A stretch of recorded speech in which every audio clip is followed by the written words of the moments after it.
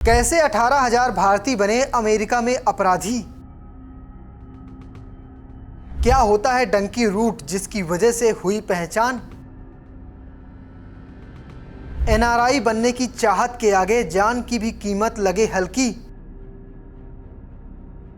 आज जैसे ही 104 भारतीयों को लेकर अमेरिकी सेना का विमान अमृतसर की धरती पर उतरा तो हर तरफ इसी की चर्चा हो रही है। कैसे 18,000 भारतीय एक झटके में अमेरिका में अपराधी बन गए? क्या था इनका कसूर? अगर ये अपराध था तो कैसे ये लोग अमेरिका पहुंच गए? तो इसका जवाब है डंकी रूट। क्या होता है डंकी रूट, क्या है इसका प्रोसेस और कितना कठिन है ये, चलिए आपको इस वीडियो में विस्तार से बताता हूं।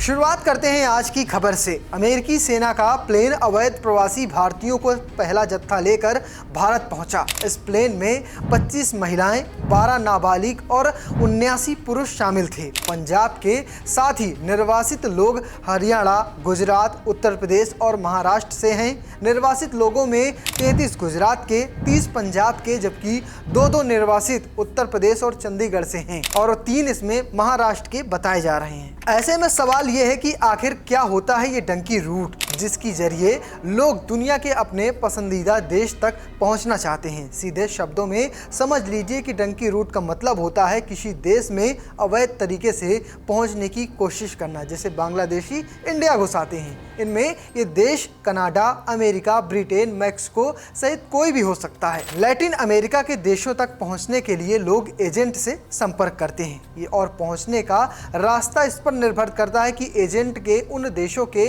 मानव तस्कर नेटवर्क से कैसे लिंक है। कुछ एजेंट्स दुबई से सीधे मैक्सिको का वीजा दिला देते हैं, लेकिन मैक्सिको पहुंचने पर सबसे ज़्यादा गिरफ्तार होने का खतरा रहता है। इसलिए ज़्यादातर एजेंट अपने क्लाइंट्स को किसी लैटिन अमेरिका देश में उतारते हैं, फिर उन्हें कोलंबिया ले जाते हैं। कोलंबिया से उन्हें पनामा के जंगलों में ले जाया जाता है और इस दौरान उन्हें डायरिन गैप नाम के खतरनाक जंगल को पार करना होता है। इस जंगल में पानी की तो कमी होती है, जंगली जानवरों और क्रिमिनल गैंग्स का भी खतरा होता है। विदेश पहुंचने का सपना रखने वाले लोग इस रास्ते पर लूटपाट का शिकार होते हैं और यहाँ रेप की भी घटनाएं होती हैं। आधिकारिक आंकड़ा नहीं है, लेकिन यहाँ किसी का कानून नहीं होता तो ऐसी खबरें निकल कर जरूर आती हैं। सब कुछ ठीक रहा तो 8 से 10 दिनों में ये रास्ता पूरा हो जाता है, लेकिन अगर किसी शख्स की मौत हो जाती है तो उसका शव अंतिम संस्कार के लिए उसका घर तक नहीं भेजा जा सकता है। ग्वाटेमाला पहुंचने पर लोगों को तस्करों के हवाले कर दिया जाता है और इसके बाद वो उन्हें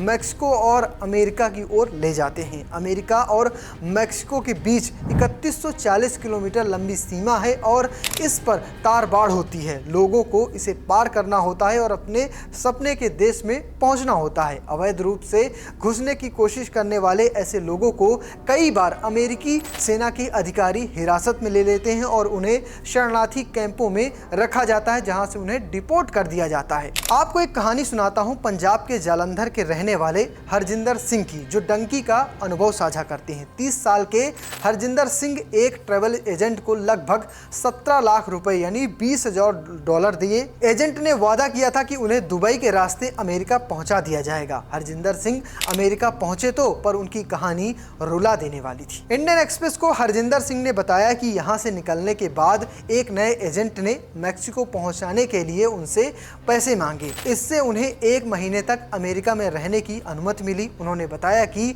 इसके बाद कोलंबिया से एक बस में 8 घंटे की यात्रा के बाद उन्हें कैली ले जाया गया। वो नाव से समुद्र किनारे बसे शहर टर्बो पहुंचे और पनामा के जंगलों में गए। वहां उनके समूह में 15 अफ्रीकी प्रवासी भी शामिल हुए। हरजिंदर और उनका समूह 10 दिनों से ज़्यादा समय तक पनामा के जंगलों में आगे बढ़ता रहा। उन्होंने लगभग 105 किलोमीटर का सफ़र तय किया। हरजिंदर बताते हैं कि जंगल के रास्ते में उन्हें कम से कम 40 शव मिले। कुछ शव आधे खाए जा चुके थे और कुछ के कंकाल हो चुके थे।